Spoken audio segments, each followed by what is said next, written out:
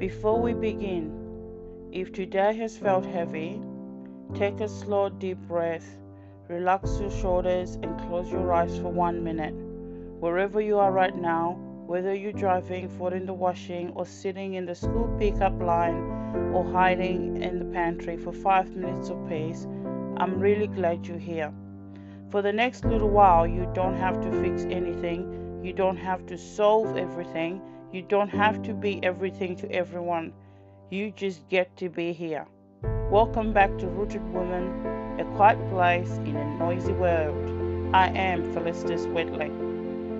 Can I start today by asking you something? Why do we feel so guilty for putting ourselves first? I've been thinking about this quite a lot lately because I think for so many women, even when we know we need a rest, even when you know we're running on empty, or even when we know we're not coping very well, there's always a voice inside of our heads that says, but what about everybody else? What about the kids? What about the house? What about the work that needs doing? Don't get me started. We talk about dinner like it's part of us. What about dinner? What about all the things that are waiting for me? And before we even give ourselves permission to sit down and breathe, or go for a walk, or say no, or do one small thing for ourselves, the guilt arrives. And I find that really interesting, because why does caring for ourselves feel like we're doing something wrong? Why does putting ourselves first, even for a moment, feels selfish? I think a lot of women have been taught, either directly or quietly, that a good woman is a selfless woman. A good woman puts everybody first. A good wife keeps everything running. A good woman is always available, always giving, always sacrificing, always coping. And the problem is, when you have spent years believing that, it becomes really hard to separate love from self-abandonment.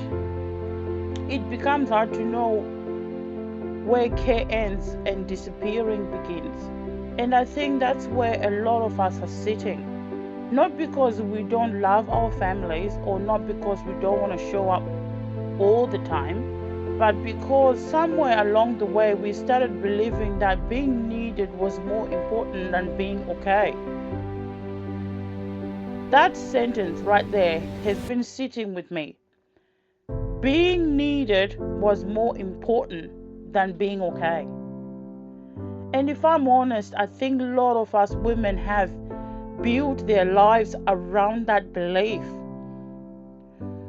We are the ones who remember everything, the ones who hold it together, the one who makes sure everyone is fed, supported, emotionally okay, organized, and looked after. And on the outside, it can look like strength, but underneath it can look like exhaustion, resentment, loneliness, and the big word, burnout. A woman who has become so used to being the support system that she no longer knows how to ask for help for herself. And maybe that's why I wanted to have this conversation here today, because I don't think guilt is always telling us the truth. Sometimes guilt is just the feeling of doing something different. Sometimes guilt shows up because we are breaking an old pattern, because we are saying no when we usually say yes, because we are resting when we usually keep going, because we are choosing ourselves in a way we haven't allowed ourselves to before. And that doesn't mean we are doing the wrong thing. It might actually mean we are doing something necessary. I remember there have been moments in motherhood when I desperately needed a break, but even the thought of taking one made me feel uncomfortable. Not because I didn't need it, I absolutely needed it, but because the guilt came first. I would think I should stay. I should just push through. It's only one more day. I'll rest when everything is done. But the truth is, everything is never done. There will always be another lunch to pack, another form to sign, another load of washing, another meal to make, another thing somebody needs from you. And if your permission to rest depends on life becoming less demanding, you'll be waiting forever. I think that's one of the hardest things for women to accept. That rest isn't something you earn once everything is finished. Because if that's the rule, most mothers will never get there.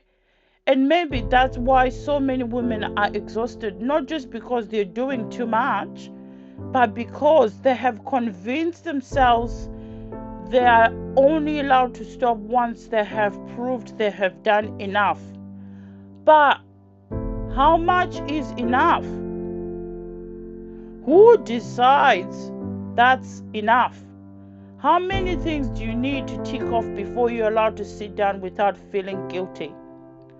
How much do you need to give before you're allowed to keep something for yourself?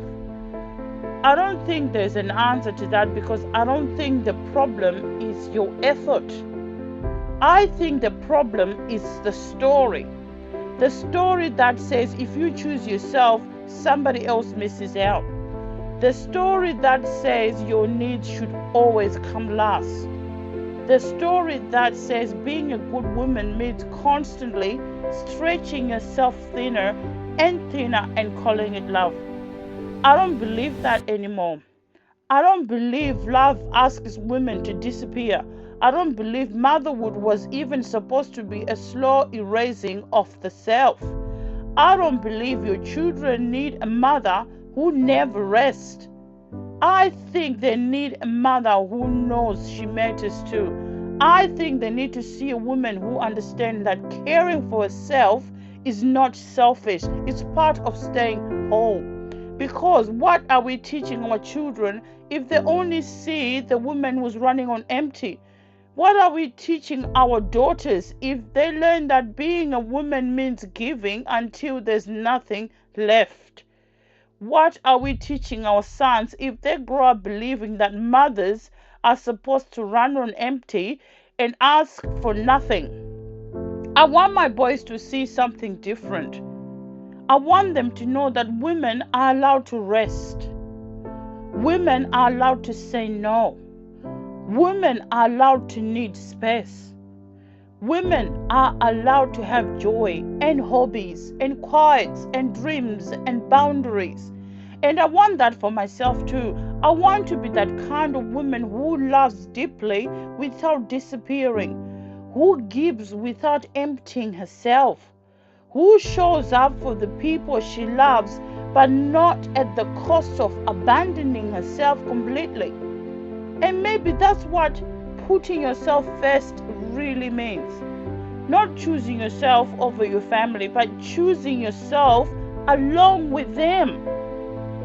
Remembering that your needs matter too, that your body matters, your mind matters, your joy matters, your peace matters, that you are not just here to be useful, you are here to be whole.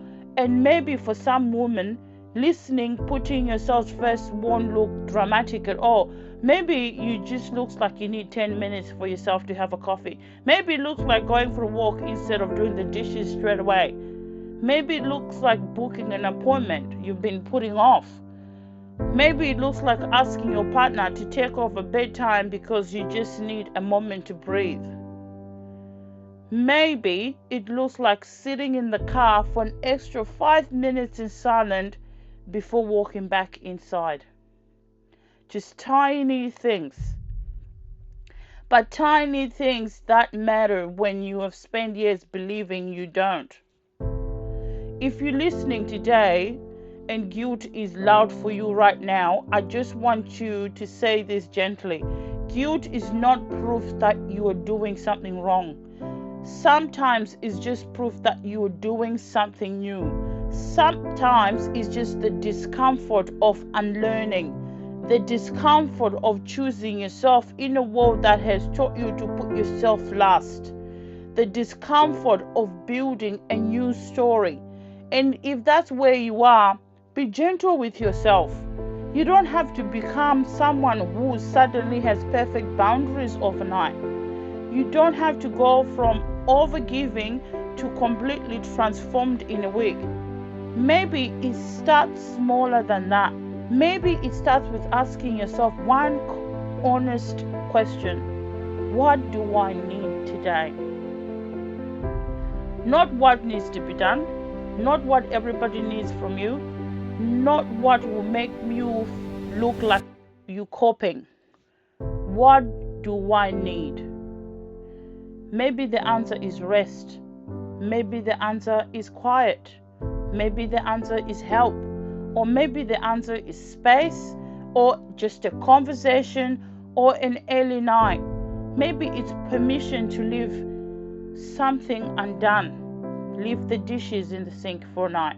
Whatever it is, I hope you give yourself a little of it. Before we finish today, I want you to know this. Leave the guilt that says you have to earn rest. Leave the belief that your needs don't matter. Leave the pressure to keep proving your worth through how much you can carry. You don't have to carry that anymore. Take a deep breath. Drop your shoulders. Be gentle with yourself this week. And if you can, ask yourself that question again. What do I need? Not a luxury, not as a reward, as a human being who matters. You don't need fixing. You don't need remembering. You don't have to become someone else. You just have to come home to yourself.